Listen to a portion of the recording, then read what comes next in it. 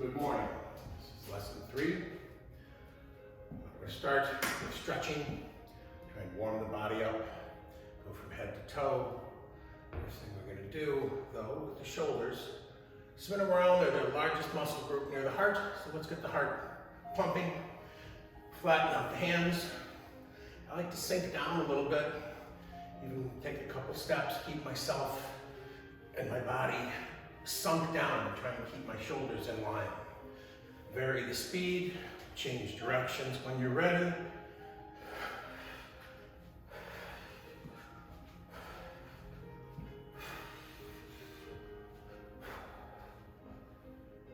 Then transition this. I like to do a variation of the constant bear, or floppy arms as I learned them. It's an exaggerated version to try and push, stretch down into the hips through the spine.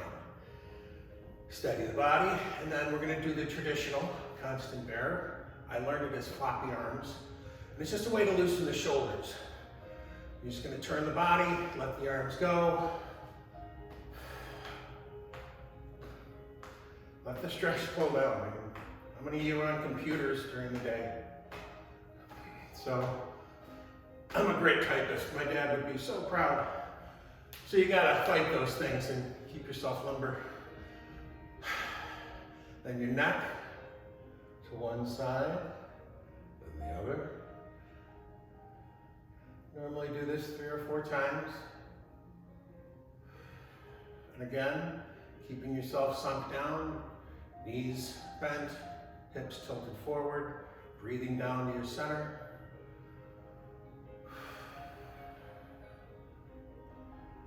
And then sink your chin down to your chest, and we're going to roll up to either side.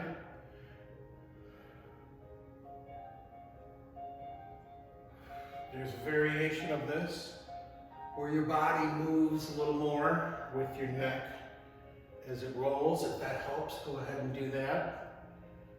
And change directions.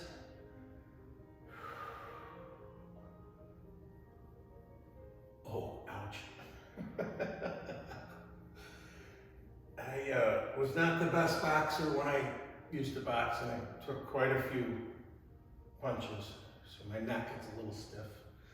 All right, now we're going to start to stretch the spine. We're just going to bend over, keeping the legs where they are. Right now I just want to stretch the spine out, let the gravity take over a little bit. Keep breathing, let the body sink.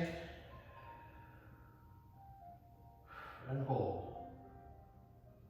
And slide side to side, shake the spine a little bit. Roll up when you're ready. Feel your vertebrae restack. Now, widen your shoulders. There are 2 ways to do this next stretch. I like to use a balancing tool, which is this katana sword. You can use a broomstick, a workout ball, whatever works for you. And the idea is to give yourself and your torso some support. So the stretch really starts in your lower back and your hips as you're going over here, and it lets you expand parts of between your shoulder blades and your lower back as you make the stretch work. Slide back and forth. And you really do, you have to work it. You have to work your body, manipulate it. Feel it in the back of your haunches. At a certain point, I want you to take this tool, go to one side, move your feet at a 45-degree angle. You're going to let this leg stretch out. Push forward here for your Achilles on the plant leg. Change sides. Take your time with this. I'm moving forward for YouTube video clicking purposes. And at some point, you won't need that. Second version or further version of the stretch.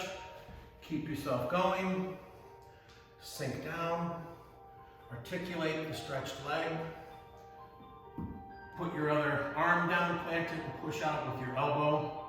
This helps here. Stretch your inner thigh. At a certain point, when you're ready, roll, look the other direction. You're stretching this hip. Again, manipulation of the plant foot is essential. This is a great way to stretch out an ankle if you have any ankle injuries. If you spent too many years in ready stance, I pushed off this leg a couple thousand times and this ankle is just mush.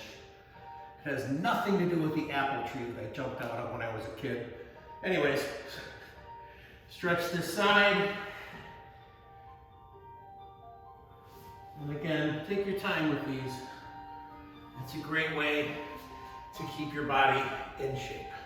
If you need more information on this, I would recommend Fernando Bernal, his SpiroFlow technique. Check him out on YouTube. He's much more educated. He's had years of experience teaching this very subject. With your wrists, you always need to try and keep them stretched.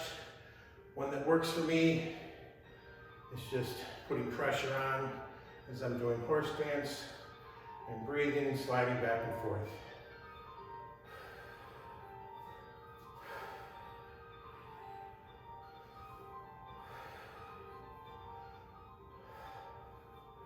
And that's the end of lesson 3.